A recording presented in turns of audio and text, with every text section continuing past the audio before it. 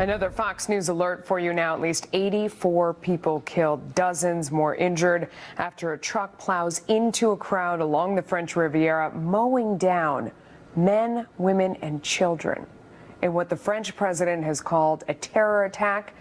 As we learn more about the driver who died in a shootout with police, French officials are describing him as a 31-year-old Tunisian man with no known connection to any terrorist group.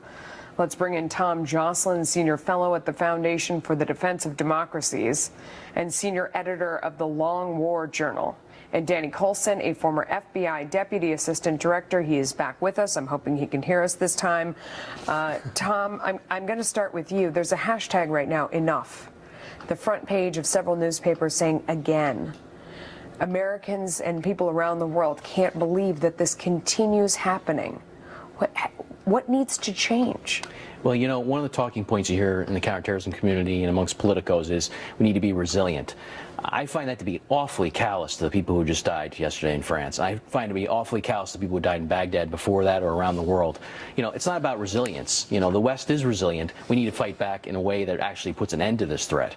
And right now we're not doing that. We need to actually take the fight to them in a holistic way that really ends the spread of this ideology. We have to discredit the ideology on the battlefield. That's a starting point for really ending this threat. Now, again, we don't know a lot about this attacker yesterday. Okay, there's still a lot of details I don't know about him as I sit here. There's been no claim of responsibility. I don't know anything about his background. So we have a big caveat there. But of course, we all suspect, given the spread of the jihadist ideology, this is somehow related. Yeah, Danny, let me ask you, because Hillary Clinton on with Bill O'Reilly last night saying we need an intelligence surge.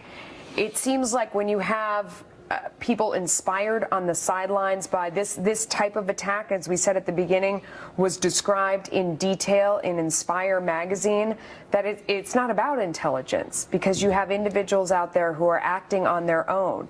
How do you battle back against this as we see, you know, really the death toll mount around the world? There's a lot of aspects to this thing. We're at war, and part of the war machinery is what they call immigration. I call it invasion. So when you overwhelm your intelligence services and your law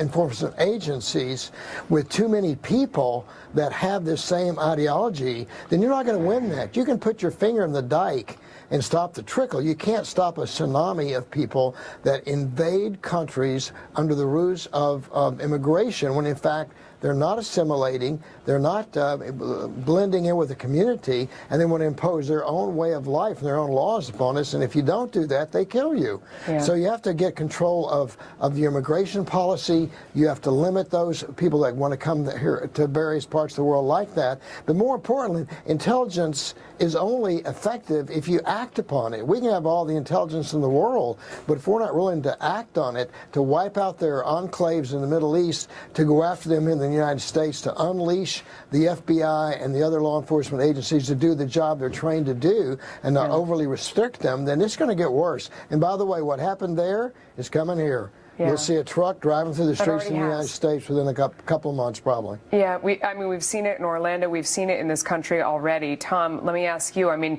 you're the senior editor of the Long War Journal. This is feeling like a very long war, what we're at right now. Donald Trump said last night, we are at war. He's gotten some blowback for that. Is that an accurate statement in your opinion? Oh, we're definitely at war. I mean, I wish the Long War Journal was a defunct brand, to be honest with you. I wish we were totally wrong about this.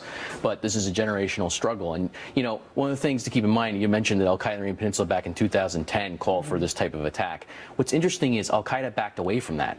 Osama bin Laden said this is indiscriminate slaughter. Don't do this type of thing. And al-Qaeda has become much more calibrated in how they carry out their terrorist attacks since then. Think back to Charlie Hebdo early last year. Very precise military-style operation that goes in and kills these supposed infidels.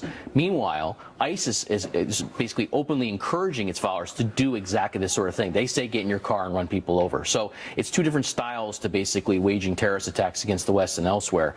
And again, we don't know a lot about this guy yet. I don't know a lot about this guy yet, but it certainly fits the MO of what we see them calling for.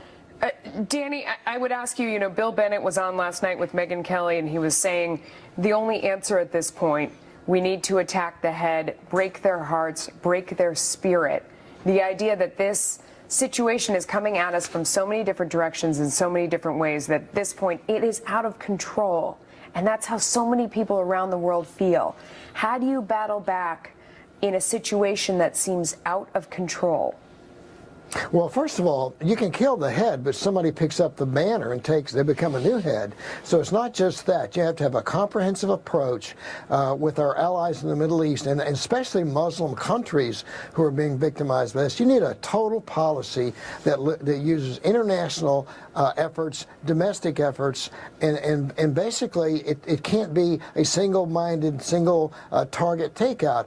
Taking out a leader, that didn't stop anything. Just makes a promotional opportunity for another one. All right, we've got to go. Gentlemen, thanks to both of you. John. Thank you.